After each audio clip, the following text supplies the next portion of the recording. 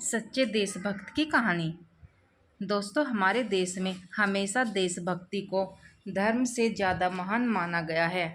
आज मैं आपको एक ऐसे देशभक्त की कहानी बताने जा रही हूँ जिसे पढ़कर आपको उस पर ज़रूर गर्व होगा और अपने हिंदुस्तानी होने पर भी। यह बात तब की है जब देश आज़ाद नहीं हुआ था। नेताजी सुभाष चंद्र बोस ने देश के लोगों से अपील की थी कि उनके घर से एक आदमी उनकी सेना में भर्ती हो और देश के लिए लड़ाई में अपना योगदान दे। इस अपील को सुनकर पहाड़ी प्रदेश में रहने वाली एक बूढ़ी माँ बहुत खुश हो गई, क्योंकि वह अपने देश से बहुत प्यार करती थी और वह चाहती थी कि उसका बेटा भी सुभाष जी की सेना में भर्ती होकर देश के लिए लड़े। जब बूढ़ी माँ के बेटे को उनकी इच्छा पता चली तो वह भी खुशी खुशी सेना में जाने के लिए तैयार हो गया और अपनी माता का आशीर्वाद लेकर सेना में भर्ती होने के लिए पहुंच गया।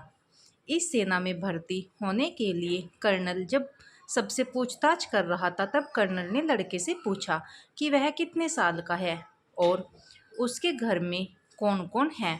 कर्नल के सवालों का जवाब देते हुए लड़के ने कहा कि वह 21 साल का है और उसके घर में वह इकलौता बेटा है और उसकी बूढ़ी माँ है। लड़के की बातें सुनकर कर्नल ने उसे सेना में भर्ती करने के लिए मना कर दिया, क्योंकि नेताजी सुभाष चंद्र का आदेश था कि घर के इकलौते बेटे को सेना में भर्ती ना किया जाए, जिससे परिवार का सहारा कहीं छीन ना जाए।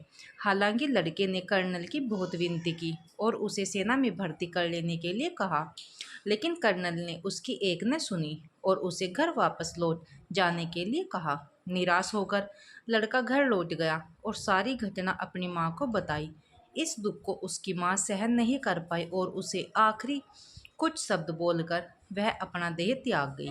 माँ का अंतिम संस्कार करके लड़का फिर से सेना में भर्ती होने के लिए वहीं पर वापस लौट आया और वापस लौटकर उसने कहा कि अब उसके पास कोई परिवार नहीं है। उसके परिवार में एक सदस्य जो उसकी माँ थी, वह भी उसे यह कहकर चली गई कि वह आज से उसकी माँ नहीं है, क्योंकि वह उसकी देशभक्ति के रास्ते में रोड़ा बन रही है, इसलिए उसे उसकी माँ कहलाने का हक नहीं है और इसकी असली माँ भारत माता है। इन सारी बातों का नेताजी को जब पता चला तो उन्होंने इस देशभक्त माता को श्रद्धांजलि दी और उनके बेटे को सेना में भर्ती कर लिया और उन्हें कप्तान की पोस्ट पर नियुक्त कर दिया।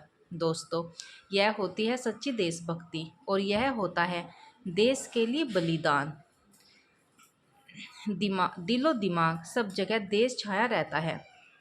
भारत में ऐसे देशभक्तों की कोई कमी नहीं है। ऐसे देशभक्तों को सलाम, भारत माता को सलाम।